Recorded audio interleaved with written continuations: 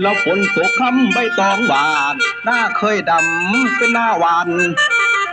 ใส่แต่สารเคมีเข้าบ่หอมล้อมบ่ตังหวังทางและยากแต่กัน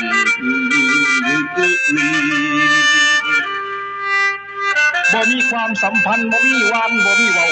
พอแห่งกันไปลงแขกเอาแต่เงินเป็นพระเจ้าสมัยนี้สร้างแต่หลังเห็นแต่ไทยเฮือนอื่นเป้ามาลืมตึงตังโตกับฟังนำเขา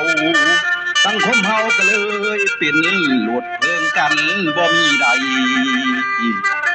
น้ำใจคนเลยหายแห่งคือหน้าแสงน้ำแห่งเดินยึดเอาว่าเอิ่นเงินหวังแต่เงินเป็นที่ตั้งหวังแต่เงินเป็นพระเจ้า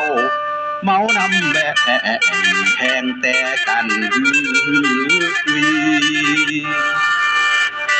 ท่านถึงยามลงนาเพิ่นกระทำนาสิ่งจ้างเขาถ่ายแล้วไผวานเกิดเป็นต้นแดงเดือการน้ำบ่อขังมีแต่หญ้าเฮ็ดหน้าสิ่งใส่แต่ปุ๋ย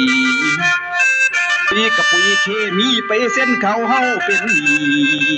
ใส่แล้วเขียวงามดีสร้างตกทางบ่คืดเบิ่งละครึ่งหนึ่งเขามันกินละครึ่งลงสู่พื้นขี้ดินดาอ่านหวานแต่ปุ๋ยพอไปต้นมาแน่แมลงกินมนอุยปุยก็ต้องเพิ่งสารเคมีถ้าแมลงตึงปูแม่แต่ปลาอยู่ในน้ำสารเคมีมันตกข้างสะสมกันเป็นกรดด่าง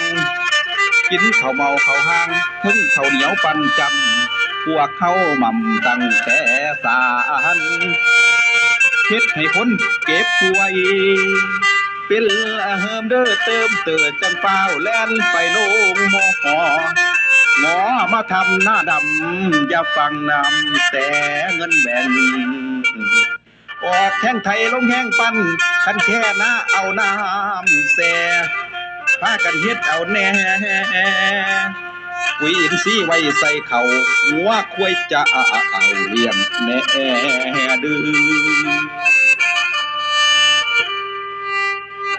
ท่านเจ้าเลี้ยงควายดอนให้เป็นโตเขาค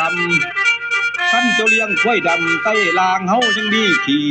ปุ๋ยอินทรีย์ยังมีค่าเฮ็ดหน้าดำแม่นเฮ็ดหน่อยแต่ผลได้แม่นต่างกันบ่เดินนอโอ้โอ้โอ้โอ้นั่นละนานั่นละนา